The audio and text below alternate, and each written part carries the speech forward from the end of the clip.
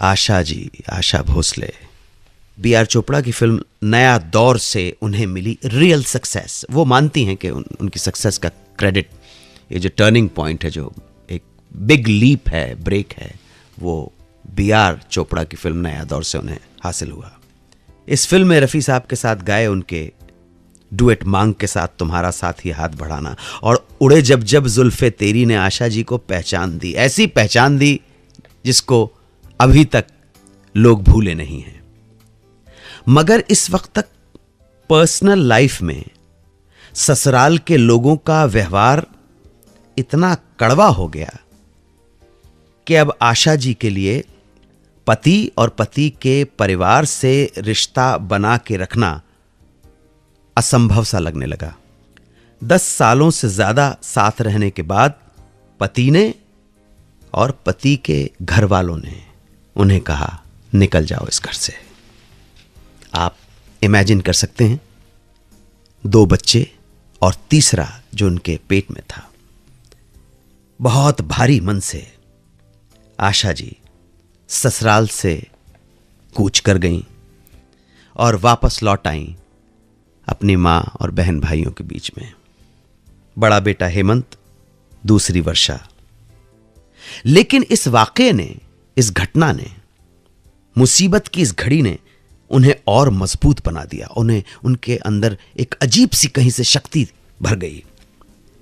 निजी जीवन में आए इतने बड़े हादसे का असर आशा जी ने अपने प्रोफेशनल लाइफ में कभी नहीं पड़ने दिया और पूरा ध्यान बच्चों की परवरिश और अपने संगीत के करियर में लगा दिया।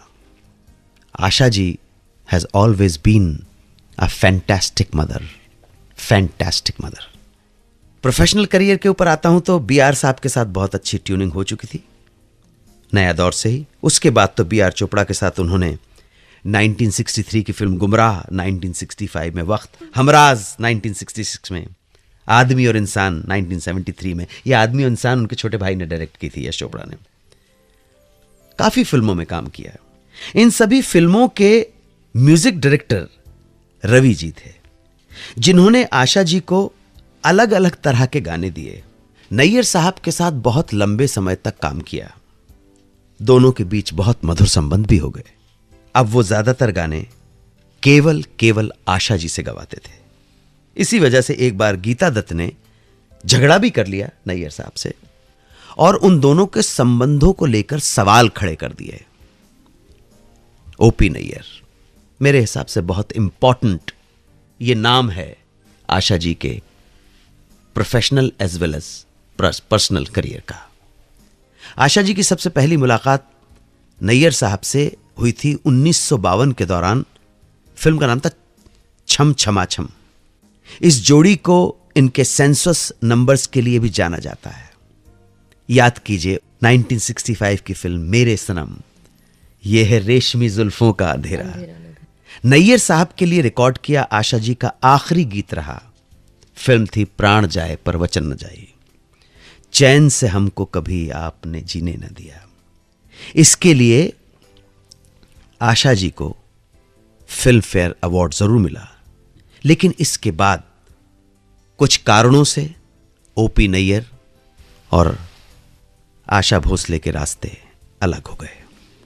हालांकि इसका कोई ठीक कारण कभी पता नहीं चला, लेकिन 2010 में अखबार में छपे उनके इंटरव्यू में आशा जी की बेटी वर्षा पे हाथ उठाना इसका मुख्य कारण बताया गया है। आशा जी से नैयर साहब के बारे में पूछने पर उनका यही कहना है कि मुझे जो भी काम मिला वो मेरी मेहनत और प्रतिभा की वजह से मिला, किसी के फेवर की वजह से नहीं। मेरे मेहरबान दोस्तों, आज तो उनका बर्थडे मना रहे हैं, वजह जो भी रही हो, लेकिन फिर कभी इस जोड़ी ने साथ काम नहीं किया। लेकिन जब इस जोड़ी ने साथ काम किया तो जो परिणाम निकल के आया वो हेवनली म्यूजिक है। क्यों great music director O P Nayyar साहब नाराज हो गए मोहम्मद रफ़ी से और उनकी जगह नैयर साहब ने गवाना शुरू कर दिया महेंद्र कपूर को।